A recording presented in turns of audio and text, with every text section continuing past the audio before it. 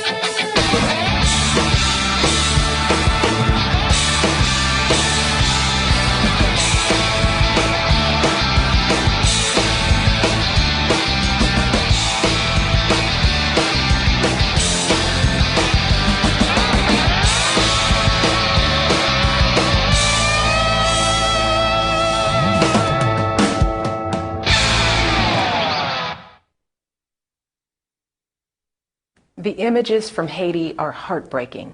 Homes, hospitals, and schools are destroyed. Families searching for loved ones, parents trying to feed their children. But we can all do something. We can help the American Red Cross as it delivers the food, water, and medicine that can save lives. Donate $10 by texting Haiti to 90999. Visit redcross.org or call 1-800-RED-CROSS. Thanks for your help.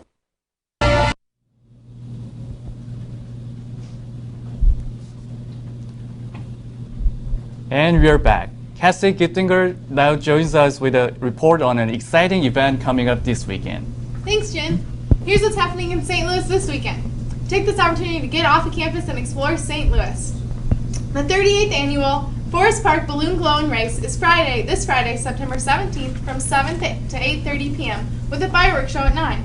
Friday is your chance to get up close and personal with the balloons and balloonists. Then Saturday, starting as early as noon, there are all kinds of activities for all ages, and entertainment starring local artists. And the launch will be on Saturday, ranging from a goldfish cracker balloon to an Energizer running balloon that's celebrating its 20th birthday in the race this year. The first balloon will launch at 4:30 p.m. Activities and takeoff are in the central field near the Jewel Box. In national news, President Barack Obama announced the end of combat operations in Iraq last week.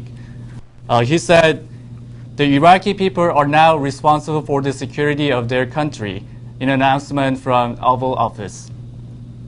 The Iraq War began 7.5 years ago under George W. Bush, culminating in the removal of Saddam Hussein, but leaving over 4,000 American troops and thousands of Iraqi civilians dead. About 50,000 U.S. troops will remain in Iraq to advise and assist Iraqi security forces as the country struggles to adapt democracy. Thousands of Tea Partiers around the country who had originally planned to meet and reflect upon the September 11th attacks ended up focusing mostly on the upcoming November elections over the weekend. Rallies as close as the St. Louis Arch grounds and as far as Washington, D.C. were held in protest of President Barack Obama and his administration's agenda. Activists against the Tea Party also turned out to show their disapproval of the Tea Party movement. And coming up later on Monday in Midtown, Mark sits down with third-term St. Louis Mayor Francis Slay. Here's a short preview of their interview. You're a graduate of SLU. I'm not going to go into what year that was, but how has the Midtown neighborhood changed since you went there? It's changed dramatically. You wouldn't recognize it, literally. I mean, the whole Midtown area. The campus itself has improved dramatically, and it's more like a campus now than it was. Back in the 70s when I went to school there, it was more of a hodgepodge of buildings divided by a lot of streets, and there really wasn't any identity. You never knew when you were coming on to the St. Louis University campus and when you were leaving St. Louis University campus. So in addition to the St. Louis University campus being much improved, And you can see the whole interview tonight at 10. And now we go to Jessica Allmeyer. Thank you. Today in history, on September 13th, in 1503, Michelangelo began work on his statue of the David. This statue depicts the biblical David portrayed after his triumph over Goliath. Nowadays, you can find the David in the Galleria dell'Accademia in Florence. It has become an iconic statue of Italy and a very famous piece of artwork. Also, in 1848, Vermont railroad worker Phineas Gage incredibly survived a 3-foot iron rod being driven through his head. Phineas Gage was a railroad worker in the mid-1800s, and his job was to fill the holes that the stakes would be placed in. The hole with the gunpowder, he would fill it with gunpowder, add a fuse, and then pack it down with sand using the tamping iron. One day he got distracted and forgot to put the sand in the hole. When he started packing the hole with the tamping iron, it sparked on a nearby rock, which then caused the gunpowder to explode, and the tamping iron flew right through his head and landed over 80 feet away. The pole pierced his frontal lobe, damaging both hemispheres of the brain, and broke his cheekbone. The frontal lobe is responsible for higher thought processes and personality traits. He survived the accident and was perfectly fine, except his personality changed forever. Before the accident, he was considered a nice guy. However, afterwards, he became very childlike at first, and then mean and irritable for the rest of his life. He was one of the first case studies in neurology and is often a subject of many psychology classes. And this weekend at Scott Air Force Base was the Air Power Over the Midwest Air Show. Over 2 days, attendees saw such aircrafts as the B-2 bomber, demonstrations by several fighter jets from the past 30 years, and a spectacular show by the Navy's Blue Angels. Despite a few hiccups such as a blown tire on an A-10 fighter jet, the show was very successful and thousands of attendees enjoyed some spectacular flying. If you missed it, you can head out next year. And we're back to Dave for what to expect from the skies this week. David? Well, we'll be seeing some warmer temperatures and dry weather to start off the beginning of a week. However, a weak front will be sliding into the area as we head towards Wednesday. That means a chance for rain and cooler temperatures later this week. We'll have the full forecast right after the break.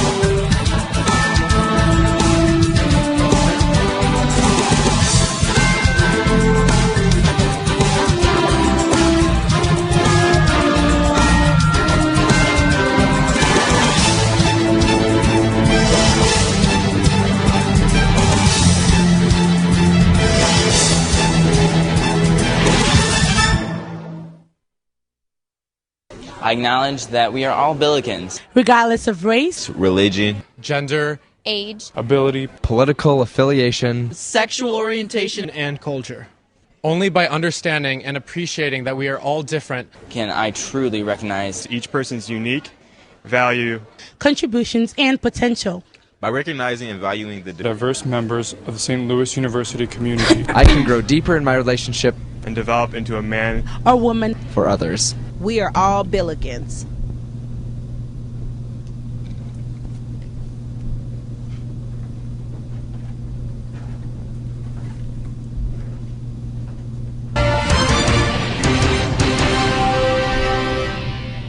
And welcome back. Meteorologist David Keller has a look at our weather for this week. What can we expect, David? Well, Avita, we saw some very nice weather today, and we can expect to see some more nice weather tomorrow. There are a few changes in the forecast, though, but we'll get to those in just a moment. We saw very warm temperatures, a high of 89 degrees here at SLU today. Out at Lambert, they saw a high of 88 degrees. That is above our normal high of 81, and we're getting closer to that record of 100 degrees set back in 1939. That was a very warm year. During the summer of 1939. The temperatures across the area during the afternoon across Missouri and Illinois were mainly in the 80s. There was a few 90s across eastern Illinois. It was especially warm down to the south in Texas and Oklahoma, where they saw temperatures creep up into the 90s. We don't see any 90s in our forecast, as this area of clouds and disturbed weather is going to be heading in our direction. There are some very strong thunderstorms. In fact, there's a tornado watch out across southeast Nebraska and northern Kansas. Those thunderstorms are going to be drifting to the southeast as they are forming along a cold front. And as that cold front begins to dive to the south and east, that will bring a chance for showers and thunderstorms, especially Tuesday night into Wednesday, and then again Wednesday into Thursday, and that will also help to bring in some more mild temperatures. So here's your forecast for Tuesday morning when you wake up and head out to your 8 a.m. class. A little bit on the cool side, a temperature around 67 degrees, warming up to almost 80 degrees, 79 by noon, so it'll be very warm for your lunchtime. Clouding up as we head into the afternoon with a high temperature around 83 degrees, those clouds increasing as that storm system approaches. And there is a slight chance for showers and maybe a thunderstorm tomorrow evening with a temperature around 75 degrees. Now here's the rest of your 7-day forecast. As we head towards Wednesday, we do see a high temperature around 85 degrees. Another chance for showers and thunderstorms Wednesday night into Thursday as that cold front slides through. That brings temperatures down to 79 on Thursday and 75 on Friday. However, we do begin to warm up again as we head towards the end of the week and the weekend with temperatures back into the middle 80s. Yeah, thanks, David. We'll be right back with sports.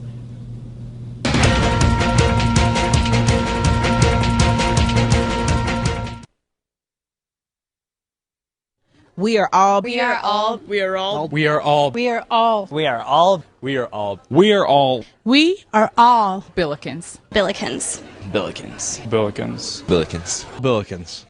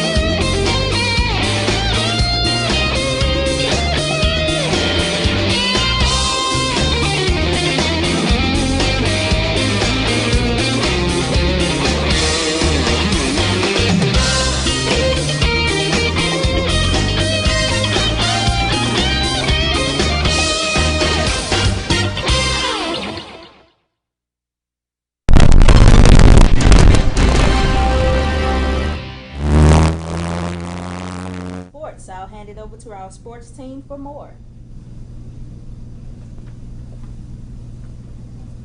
Good evening, everyone. I'm Willie McKenna with your weekly sports report. Let's start off with some clips from the men's soccer game Friday night. Friday night's game between the Eagles of Oral Roberts and the St. Louis University Billikens was not much of a competition. Starting off the scoring with senior forward Jimmy Holmes making it an early 1-0 lead. The Bills went on to score 2 more goals before halftime. The Bills weren't done there, though, going on to score 2 more goals, including 1 more from Holmes to give him 2 for the night. Oral Roberts fought back, but they only had 2 goals, and it wasn't quite enough to beat the surging Billiken offense. SLU went on to win the game with a final score of 5-2.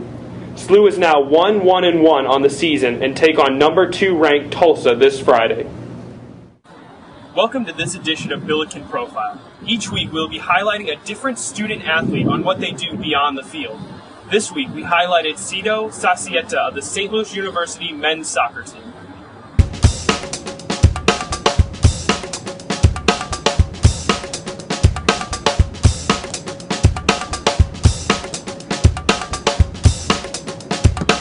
Hi, I'm Cito Sacieta, men's soccer at St. Louis University. I'm a freshman. I'm from St. Louis, Missouri. I went to Chaminade College Prep. I'm an attacking center midfielder, and my major is theology. Hey Billiken fans, we're here with Cito Sacieta of the St. Louis University Billiken men's soccer team. We're just going to interview him with a couple questions, and then we're going to go into a rapid fire session. All right, so Cito, I want to start off with the first question of why did you choose SLU? Well, I chose SLU because I wanted to get a good education, and it's a historic soccer program, and I wanted to play for Coach McGinty and have an opportunity to play for a great program and really hone my skills here in St. Louis. So how long have you been playing soccer? Since I was about 5 or 6, probably. Who or what got you into playing soccer? Probably my dad. He's from Peru, so being from South America, he's always been a huge soccer fan. We would watch the World Cup together, and I think that's whenever my love for the game started. Okay. How was your experience with the U18 national championship team? Yeah, I went to a camp in California, and it was really eye-opening. Just the level of play was really high. Everyone was good. There were no time to take plays off. Everyone was really technical. Everyone was really athletic. And, it was just a faster-paced game, but I learned a lot from that experience, more mentally than anything. Just that you have to be prepared for every play, that every touch counts, every pass counts, every shot counts, just little things like that. All right, go ahead and tell us a little bit about the leg injury you suffered halfway through your senior season last year and how you came back from that. Yeah, I broke my leg last year during a high school soccer game, and basically I just slid at the same time another kid did, and our legs connected, and he got up and I didn't. So it's been a long process. I did rehab all spring, and this summer I came in with the team and did the fitness that they did, and I had to play a little bit of catch up, but I think now I'm 100%, and God willing, I don't get hurt again here, and I have a good season. So. Okay, what is your favorite professional soccer team? Barcelona, by far and away. Do you play FIFA? Yes, a lot. There you have it. You now know just a little bit more about Mr. Cito from your St. Louis University men's soccer Billikens. In other Billikens sporting news, the women's field hockey team had their first home opener Friday night versus Missouri State.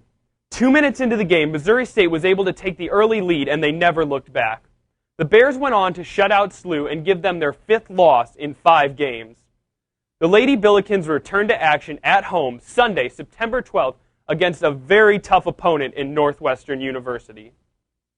Moving on to women's soccer, the Bills lost a heartbreaker when Butler scored late in overtime to give themselves the 1-0 win, sending the ladies' soccer team to a 1-3-2 record.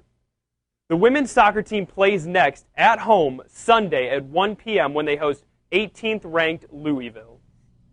That's all for sporting news that we have for this week. Thanks for watching, and be sure to go out and support your favorite St. Louis University teams.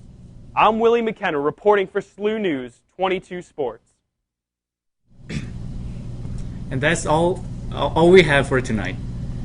And of course, you can always check our website, SLU-TV.slu.edu, for the latest news and SLU-TV related information. Now, of course, it is more than just the people on camera that makes the news run, so we have as much of our staff as we can fit behind the desk here.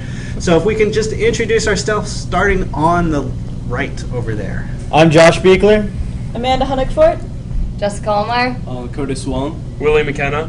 Brett Kostreski. I'm Evita Caldwell. I'm Jin Choi. And of course, I'm David Keller. And back in the control room, we have Matt at the switchboard, Josh at our computer, and Nathan at the audio board. So we really appreciate their help bringing this newscast to you. So thanks for watching tonight. We'll have the next newscast next Monday, hopefully by 6 o'clock.